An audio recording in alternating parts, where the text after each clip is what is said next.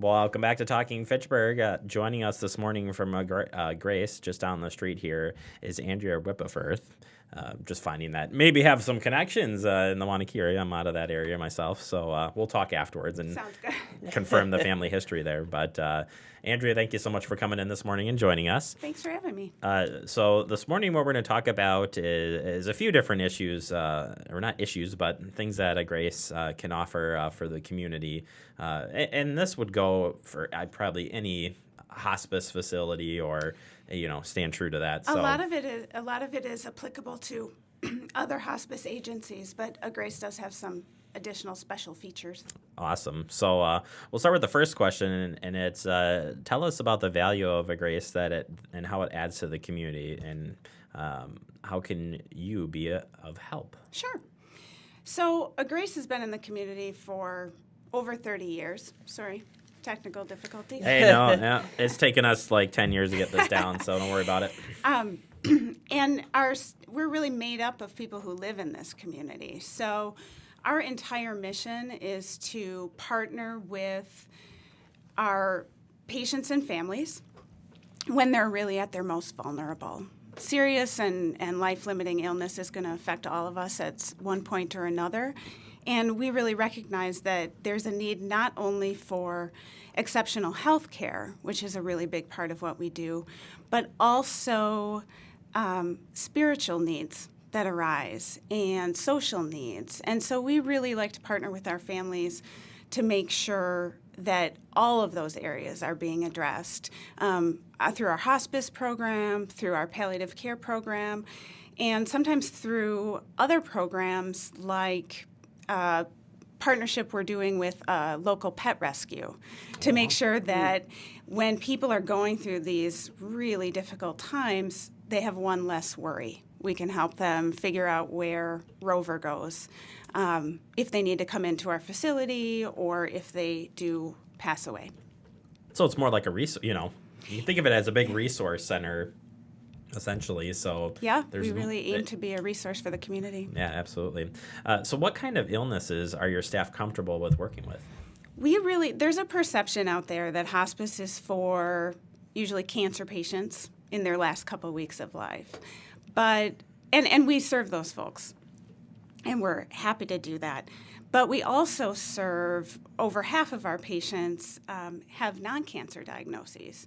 And so it could be a neurological illness, could be a chronic illness, something like lupus or rheumatoid arthritis in our palliative program, dementia, all kinds of heart disease and pulmonary disease. So there's not a limit on what illnesses we can help people with. It's really more about where they are in the stage of their illness. Awesome.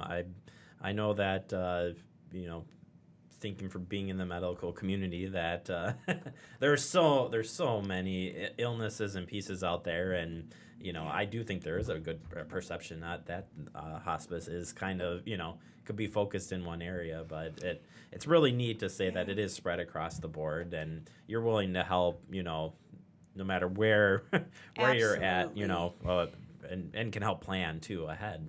Yeah, that's a really key point that you just made, that there's this fear out there. It is scary to talk about calling Agrace or any hospice-related resource because there's this fear that you're giving up on something. And so I work a lot with our admissions team, and we talk to patients every day about, it's really, you're not giving up. We don't want you to give up. It's just that sometimes based on the situation, what our goals are might be a little different. So what are the things that are important to you based on where you are in your disease at this point? So what if families are looking for help but don't want to come out to just the facility here in Fitchburg? Sure. Absolutely. Agrace serves over 700 or about 700 patients right now. And at the most, there's about 50 at our building in Fitchburg. So when I say we're part of the community, some days I think we're about half of the traffic pattern in the communities, because we're driving all over. We're meeting patients where they are, in their homes, in assisted livings and skilled nursing facilities. So we can come to you. There's a fear that we're going to sort of pack patients up sometimes and bring them out to Fitchburg, and that might be far away from family. It's a beautiful place. We love to take care of our patients in the building if that's what makes sense for them, but that's the key piece. We're really going to come to you and honor your goals about where you're going to be. I think that's good to know because it could be a bad perception, I think, to think, no, I don't want to go to hospice because that could mean the end, and that's completely false. Exactly. And I think that's great that you'll even meet people in the hospital. If bad news comes or whatever happens, you're willing to be there and start the process wherever it needs to be. So I think that's awesome.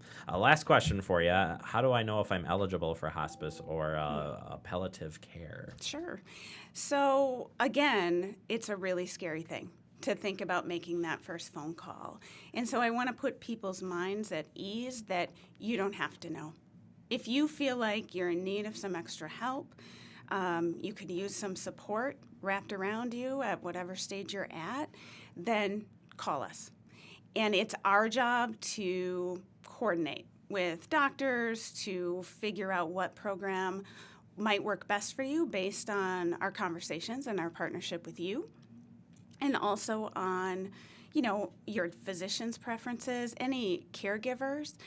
So we really want to work to match you up with the right services. Absolutely. Side question here, what if somebody says to you, well, I'll use it, my mom or my grandma, maybe she has 6 months, maybe she has 5 years, where would that situation fall in there? Because I think that's a common one.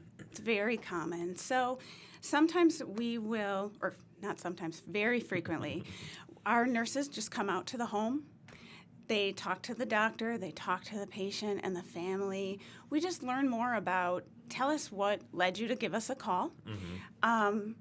Let's talk to your doctor. Let's figure out what your needs are at this point. So if you're having pain or anxiety or trouble sleeping, let's figure out the best way to address that. And sometimes it's having one of our nurse practitioners come out to the house, talk to you for a more extended time than your typical doctor's appointment to really get to know what issues you're facing.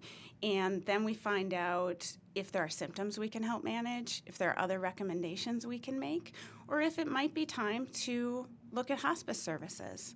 So it's really just that conversation, and we really aim to make it not so scary.